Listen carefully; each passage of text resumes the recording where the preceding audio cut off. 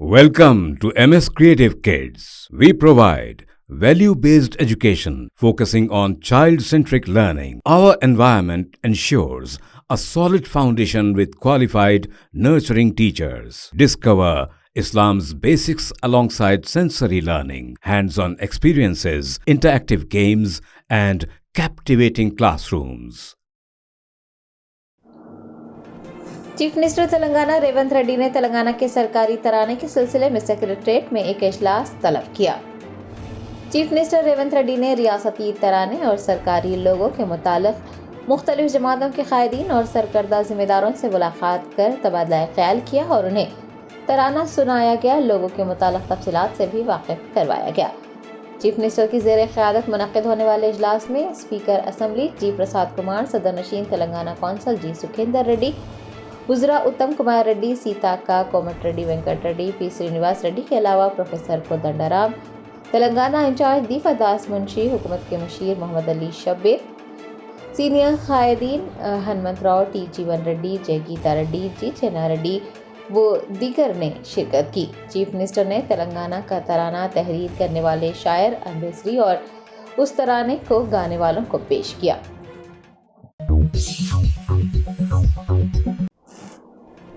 योम तासीस तेलंगाना की तकरीबात 2 जून को शानदार पैमाने पर मुनक़्क़िद की जाएंगी। वज़ीर आला तेलंगाना रेवंत रेड्डी परेड ग्राउंड में रियासत के सरकारी तराने को रिलीज करेंगे। तश्कील तेलंगाना के 10 साल पूरे होने पर कांग्रेस हुकूमत ने योम तासीस तकारीब को शानदार पैमाने पर मुनक़्क़िद करने का फैसला किया है। योम तासीस तकरीबात 2 जून को दिन भर जारी रहेंगी। वज़ीर आला रेवंत रेड्डी परेड ग्राउंड सिकंदराबाद में रियासत के सरकारी तराने को रिलीज करेंगे। शाम 7 बजे ता 9 बजे हुसैन सागर यानी टैंक बंड पर सकाफती प्रोग्राम मुनक़्क़िद किए जाएंगे। मुख्तलिफ ग्रुप्स रियासत के तहजीबी विरसे को उजागर करने वाले प्रोग्राम्स पेश करेंगे। आतिशबाजी के एक बड़े मुजाहरे और लेजर शो के साथ योम तासीस तकारीब का इख्तिताम होगा।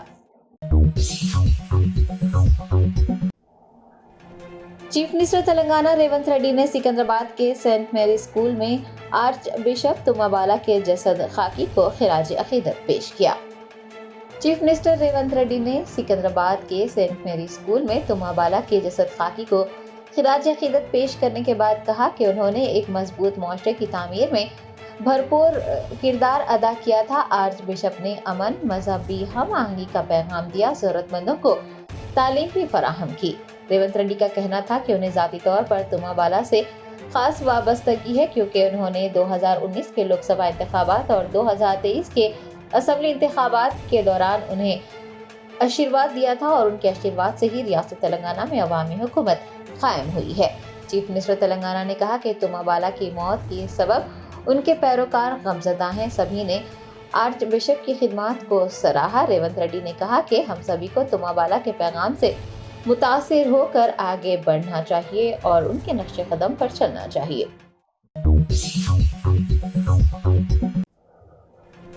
कुलहीन मजलिस इत्तेहादुल मुस्लिमीन के कारवान रुकने असम्बली कौसम मोहिउद्दीन ने टोली चौकी चौराहे पर सीवरेज लाइन के कामों का मुआयना किया। बेस्ट असदुद्दीन ओवैसी सदर कुलहीन मजलिस इत्तेहादुल मुस्लिमीन की हिदायत पर कारवान एमएलए कौसम मोहिउद्दीन ने जुमा को टोली चौकी चौराहे पर सीवरेज लाइन के कामों का मुआयना किया। आपको बता दें कि ये काम कारवान में सीवरेज सिस्टम को दोबारा बनाने का एक हिस्सा है, जिसके लिए हुकूमत ने AIMIM के सदर बेस्ट असदुद्दीन ओवैसी की नुमाइंदगी के बाद 297 करोड़ रुपए के फंड्स मंजूर किए थे। सीवरेज लाइन के कामों का मुआयना करने के मौके पर कौसम मोहिउद्दीन के हमरा पार्टी के कॉरपोरेटर्स वो दीगर मौजूद थे। हैदराबाद डिस्ट्रिक्ट एजुकेशन ऑफिसर ने खानगी स्कूलों में यूनिफॉर्म, जूते और बेल्ट की फरोख्त पर पाबंदी आयद कर दी है। क़वायद की खिलाफ वर्जी की सूरत में सख्त कार्रवाई का इंतबाह दिया गया है। डिस्ट्रिक्ट एजुकेशन ऑफिसर ने खानगी स्कूलों में यूनिफॉर्म, जूते और बेल्ट की फरोख्त पर रोक लगा दी है। मजीद कहा गया है कि स्टेशनरी और किताबें बगैर मुनाफे के फरोख्त की जा सकती है। एक नोटिस जारी करते हुए वाज़ेह किया गया है कि क़वायद की खिलाफ वर्जी की सूरत में सख्त कार्रवाई होगी। हैदराबाद जिले में प्राइवेट स्कूलों, CBSE, ICSC अहाते में अब यूनिफॉर्म, जूते और बेल्ट फरोख्त नहीं किए जा सकेंगे। अदालती अहकामात कहते हैं कि अगर स्कूल काउंटर पर किताबें, नोटबुक और स्टेशनरी की फरोख्त हुई तो वो गैर तिजारती और गैर मुनाफा बख्श होनी चाहिए। डिस्ट्रिक्ट एजुकेशनल ओहदेदारों को प्राइवेट स्कूलों की बाकायदा निगरानी के लिए मंडल सतह की कमेटी तश्कील देने की हिदायत जारी की गई है। DEO ने वाज़ेह किया है कि स्कूलों में यूनिफॉर्म, जूते और बेल्ट फरोख्त न किए जाएं। अगर क़वायद की खिलाफ वर्जी होती है तो उन्हें फौरी तौर पर इत्तला दी जाए।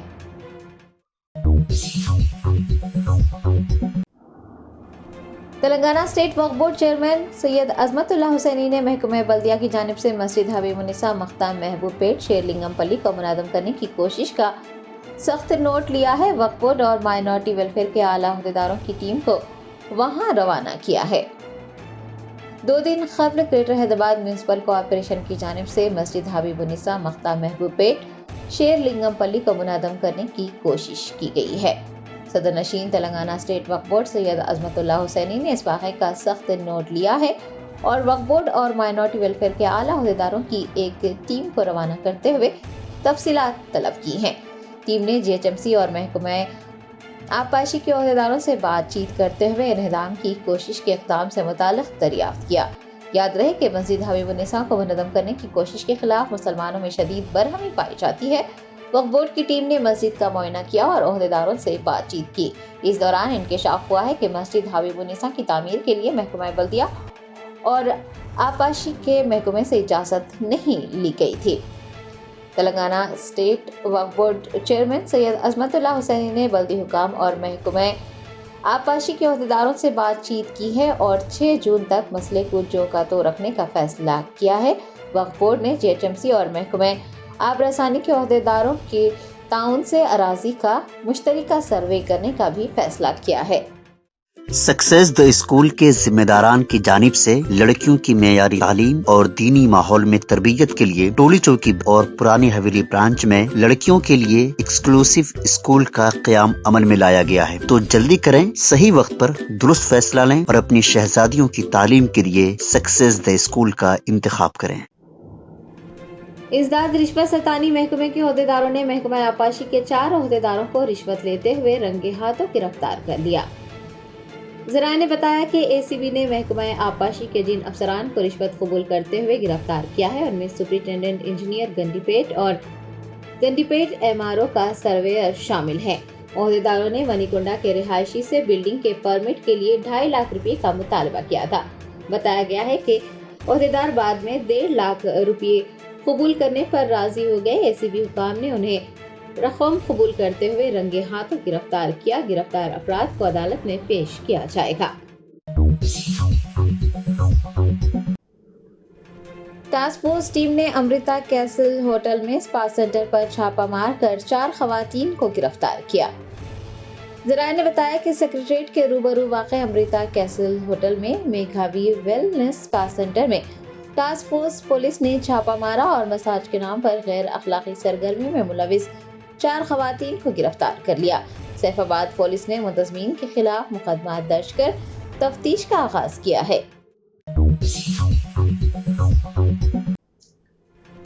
रचाकोंडा कमिश्नरेट की महेश्वरम जोन SOT ने कपास के बीजों की गैर कानूनी मुंतकिली को नाकाम बनाते हुए बीजों की भारी मिकदार जब्त की है।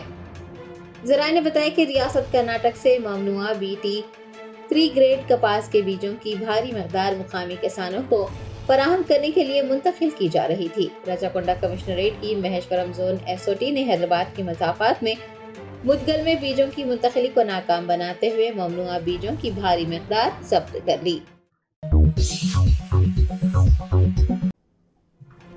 एंटी करप्शन ब्यूरो के अहदेदारों ने कुशाईगुड़ा पुलिस के CI और SI को रिश्वत लेते हुए गिरफ्तार कर लिया। CV आनंद IPS की क़यादत में एंटी करप्शन ब्यूरो के अहदेदारों की जानिब से बदउन्वान अफसरान के खिलाफ कार्रवाई करने का सिलसिला जारी है। जुमा को ACB अहदेदारों ने कुशाईगुड़ा पुलिस के CI वीरास्वामी और SI शेख शफी को 3 लाख रुपये रिश्वत कबूल करते हुए रंगे हाथों पकड़ लिया। बताया गया है कि पुलिस एहलकारों ने एक मामले को रफा दफा करने के लिए रिश्वत तलब की थी। दरियासना एक मीडिएटर L उपेंद्र को भी गिरफ्तार किया गया है।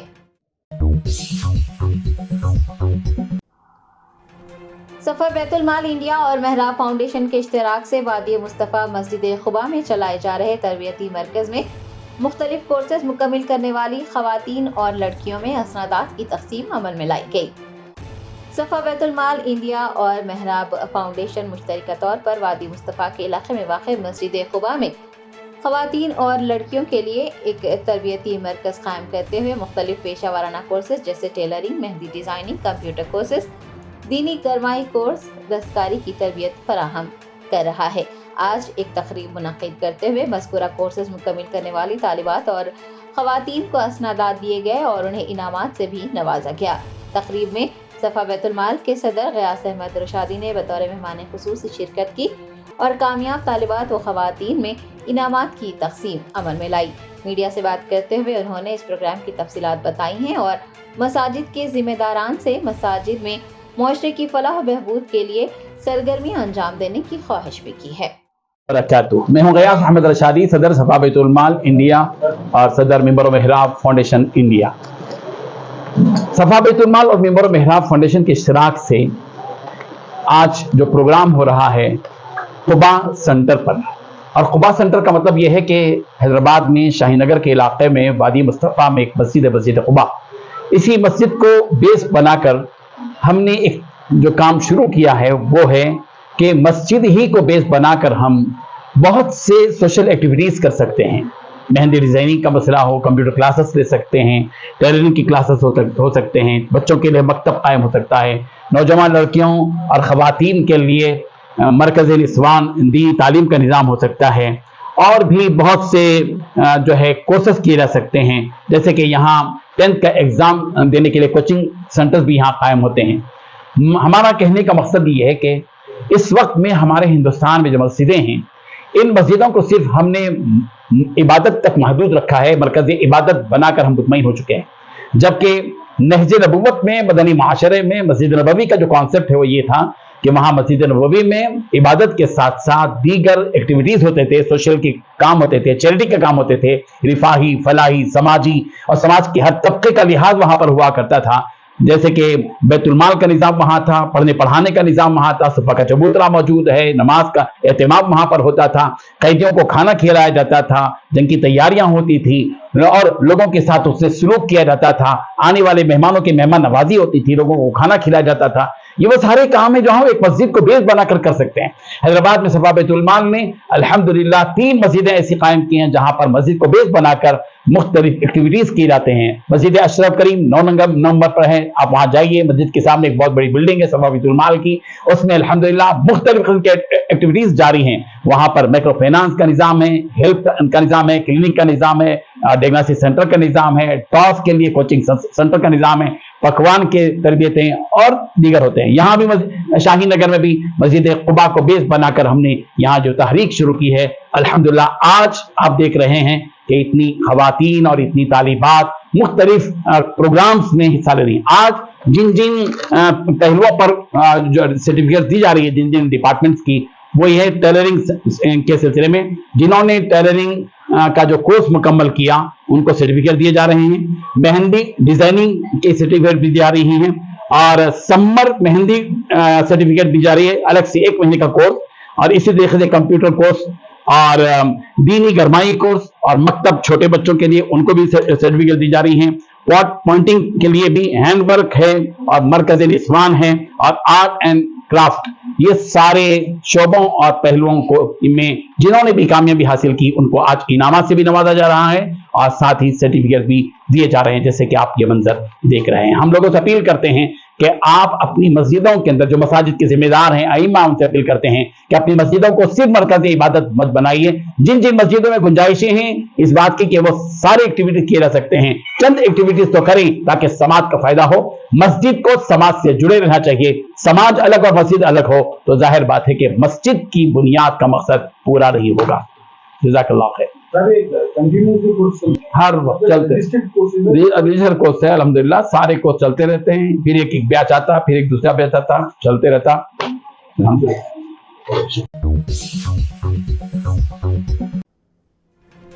शहर हैदराबाद के समाजी कारकुनान ने मुतनाज़ा फिल्म हम दो हमारे 12 के खिलाफ संतोष नगर पुलिस स्टेशन में शिकायत दर्ज करवाई है। फिल्मसाज के खिलाफ कार्रवाई का मुतालबा किया है। कश्मीरी फाइल्स, दी केरला स्टोरी, रजाकार जैसी मुतनाज़ा मुसलमान मुखालिफ प्रोपेगेंडा करने वाली फिल्मों की रिलीज के बाद एक और मुतनाज़ा फिल्म हम तो हमारे 12 7 जून को रिलीज हो रही है, जिसमें मुसलमानों के खिलाफ प्रोपेगेंडा किया गया है। पुरानी आयात को तोड़ मरोड़ कर पेश किया गया है। मुल्क के गोशे गोशे से मुतनाज़ा फिल्म की रिलीज पर रोक लगाने का मुतालबा किया जा रहा है। शहर हैदराबाद के समाजी तंजीमों के जिम्मेदारान और समाजी जहदकारों पर मुश्तमिल एक वफ्द ने जुमा को संतोष नगर पुलिस स्टेशन में मुतनाज़ा फिल्म के खिलाफ शिकायत दर्ज करवाई है। फिल्म पर पाबंदी लगाने और फिल्मसाज के खिलाफ कार्रवाई करने का मुतालबा किया है।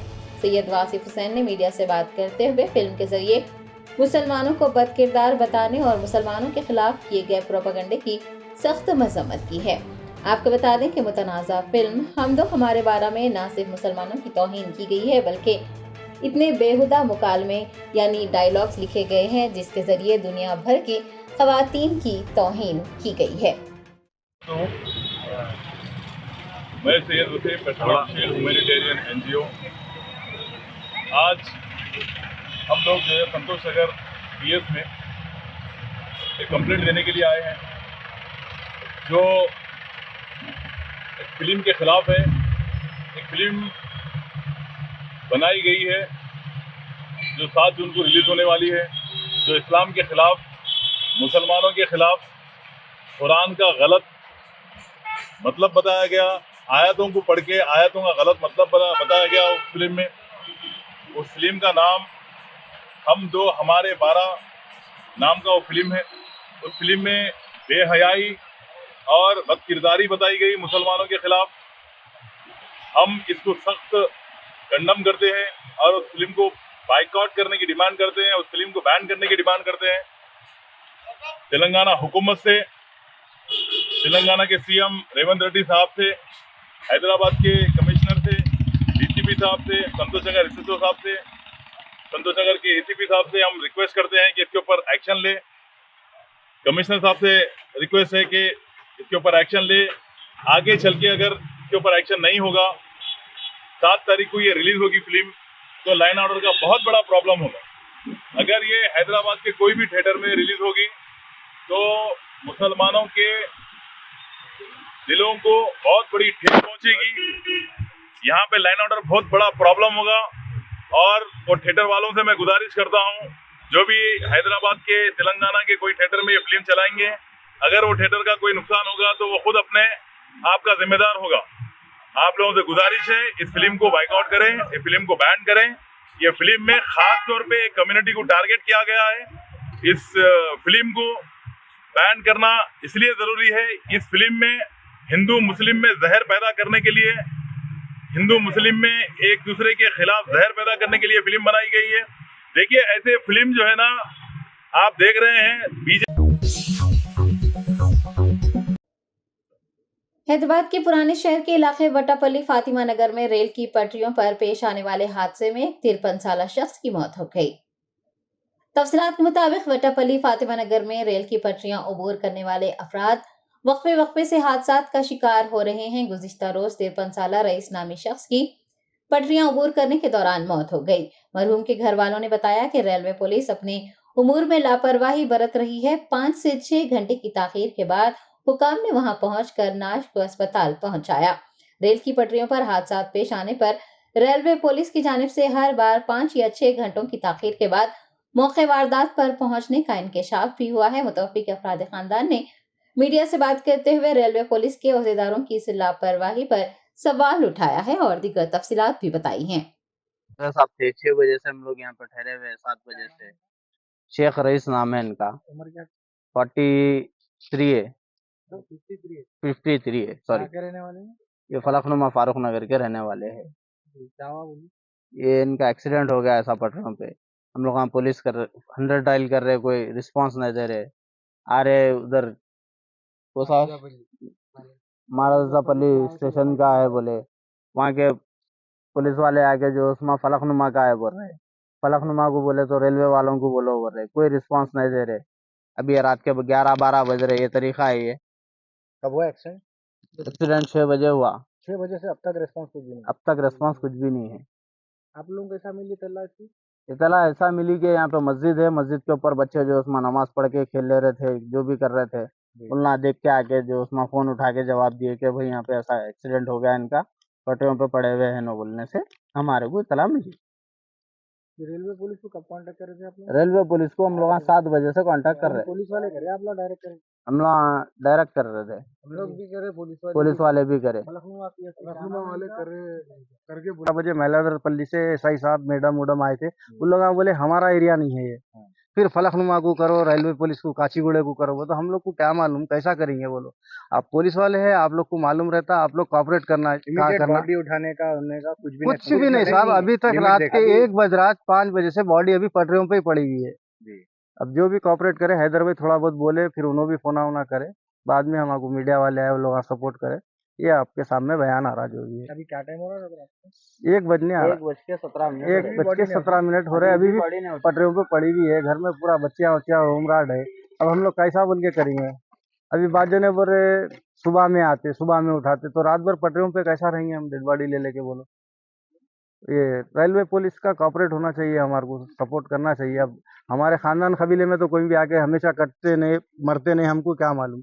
जो मालूम हुआ तो उसके बाद में जिसका इंतकाल हुआ वो मेरे ड्रिंक करते थे, शायद मेरे को पक्का कंफर्म नहीं है, करते थे। अभी करे है नहीं करे, फैमिली प्रॉब्लम ऐसा कुछ भी नहीं। फैमिली प्रॉब्लम अब वो तो उनके घर को मालूम, मेरे समझे होना उन्होंने। ठीक है, अभी मेरे को मालूम होती कि मैं भी 8 बजे से हूँ यहाँ, अभी रात का 1 बज रहा, अभी ये पटरियों पे कैसा रहना बोलो।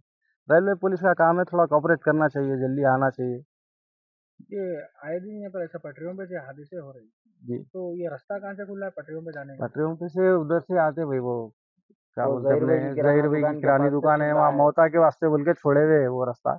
अब उधर से अंदर इंटर होते बच्चे, अब इन्हों भी शायद उधर से आए, अभी क्या टेंशन था ऐसा। हमेशा ऐसे करते रेलवे वाले ने फिर नहीं, हवा हमारे साथ तो आप हवा जैसा हुआ। इससे पहले कभी अभी ऐसा तो हम पक्का नहीं बोल सकते भाई, हमारे को जो तकलीफ हुई हम इसका मीडिया के सामने रखे ये बात।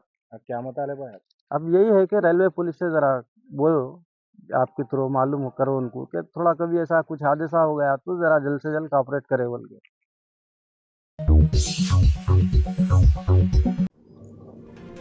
फूड सेफ्टी के अहदेदारों ने वरंगल की होटलों का मुआयना करते हुए हिफ्ज़ान सेहत के मियार पर अमल पैरा न करने वाले होटल मालिकान को नोटिस जारी किए हैं। शेर हैदराबाद की तरह वरंगल शहर के होटलों में भी खाना सेहत आमा के लिए खतरा बन गया है, क्योंकि फूड सेफ्टी के अहदेदारों ने होटलों में छापे मारने के दौरान हिफ्ज़ान सेहत की कवायद पर अमल न किए जाने का इंकशाफ किया। उन्होंने पाया कि पकवान में मुज़र सेहत रंगों का इस्तेमाल किया जा रहा था। कई होटलों में सड़ा हुआ गोश्त भी पाया गया जो कि ग्राहकों को सरबराह किया जा रहा था। बावर्ची खाने भी गंदे पाए गए। अहदेदारों ने हिफ्ज़ान सेहत के उसूलों पर अमल पैरा होने में नाकाम होटलों के मालिकान को नोटिस जारी किए हैं। कर्नाटक में मुबैना जिनसी वीडियो स्कैंडल के मरकजी मुलजिम जेडीएस के मफरूर एमपी प्रज्वल रेवन्ना को बेंगलोर इंटरनेशनल एयरपोर्ट से गिरफ्तार कर लिया गया। साबिक वज़ीर आज़म एचडी देवगौड़ा के पोते प्रज्वल रेवन्ना ने 26 अप्रैल को कर्नाटक में लोकसभा इंतखाबात के पहले मरहले के बाद मुबैना जिनसी वीडियो स्कैंडल सामने आने के बाद मुल्क छोड़ दिया था, लेकिन जुमेरात की रात जर्मनी के म्यूनिख से बेंगलोर पहुंचने पर उन्हें सीआईएसएफ ने गिरफ्तार कर लिया और मामले की जांच करने वाली खुसूसी तफ्तीशी टीम के हवाले कर दिया।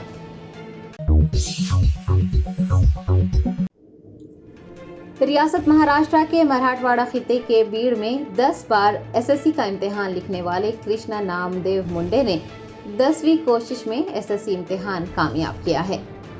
तफसीलात के मुताबिक बीड़ के रहने वाले कृष्णा नामदेव मुंडे साल 2018 से 10वीं के इम्तिहानात लिख रहे थे, लेकिन नाकाम हो रहे थे। जारिया साल उन्होंने 10वीं मरतबा एसएससी का इम्तिहान लिखा और कामयाबी हासिल की। कृष्णा की 10 सालों की जद्दोजहद के बाद कामयाबी पर तमाम गांव वालों ने बैंड बजाकर जश्न मनाया और उन्हें मुबारकबाद भी पेश की।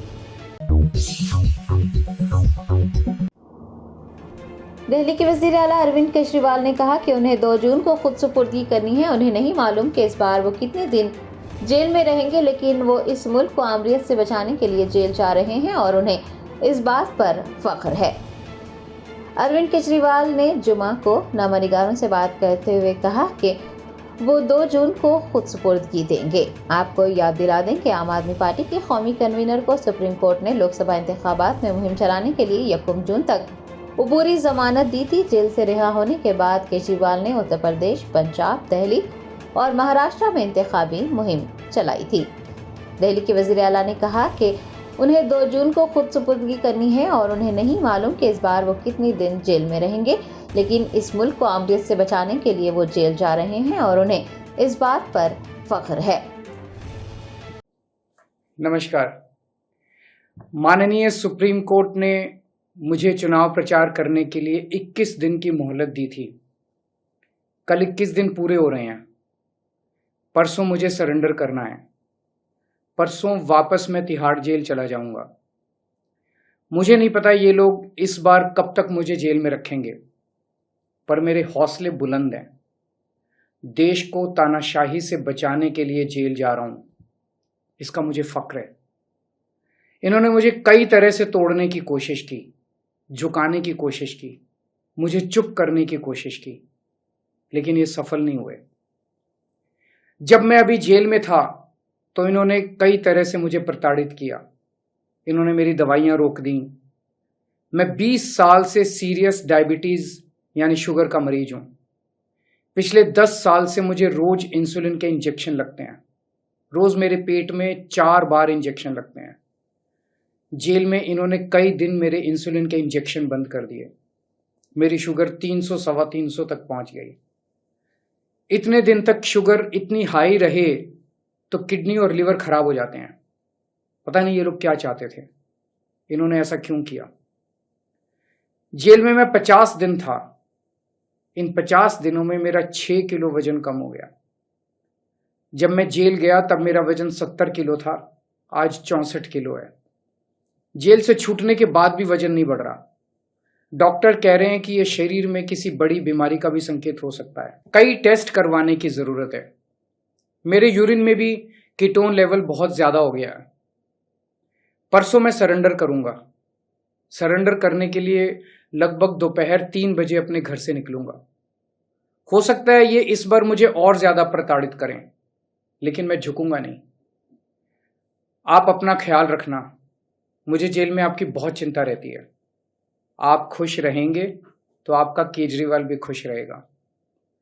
मैं बेशक आपके बीच नहीं होऊंगा, लेकिन आप चिंता मत करना, आपके सारे काम चलते रहेंगे।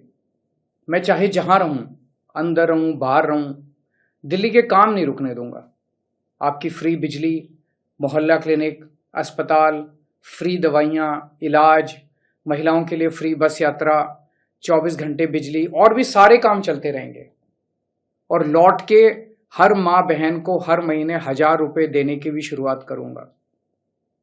मैंने हमेशा आपके परिवार का बेटा बन के अपना फर्ज निभाया है। आज मैं अपने परिवार के लिए आपसे कुछ मांगना चाहता हूं।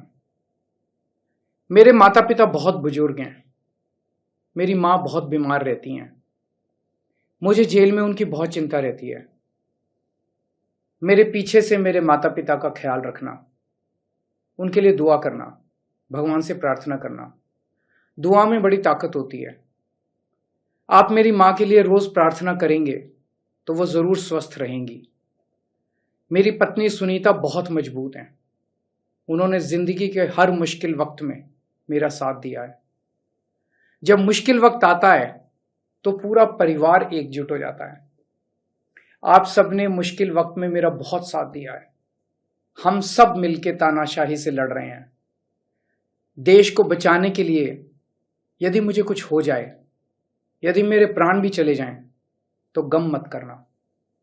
आपकी प्रार्थनाओं की वजह से ही आज मैं जिंदा हूं और आगे भी आपका आशीर्वाद मेरी रक्षा करेगा।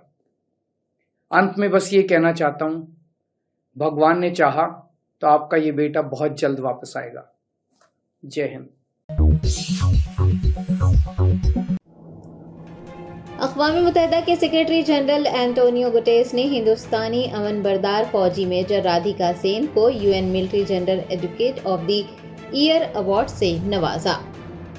वज़ारत ख़ारजा के तर्जुमान रणधीर जायसवाल ने बताया कि मेजर सेन का एजाज़ हिंदुस्तान के लिए काबिल फ़ख्र लम्हा है और हिंदुस्तानी अमन बरदार दस्ते अपनी साबित कदमी और हिम्मत के ज़रिए आलमी अमन और सलामती में अपना अहम रोल अदा करते आ रहे हैं। उन्होंने कहा कि हिंदुस्तानी ख़वातीन तमाम महाजों पर आगे बढ़ रही है और ये मुल्क के लिए फ़ख्र की बात है। अक़वाम मुत्तहिदा के सेक्रेटरी जनरल एंटोनियो गुटेरेस ने हिंदुस्तानी अमन बरदार फौजी मेजर राधिका सेन को UN military general advocate of the year के एजाज़ से नवाजा। जायसवाल ने ट्वीट पर अपनी पोस्ट में कहा है कि हमारे अमन बरदार दस्ते अपनी साबित कदमी और हिम्मत के ज़रिए आलमी अमन और सलामती में अपना अहम किरदार अदा कर रहे हैं। दरियासना एंटोनियो गुटेरेस ने मेजर राधिका सेन की सिताइश करते हुए उन्हें एक हकीकी रहनुमा और रोल मॉडल करार दिया।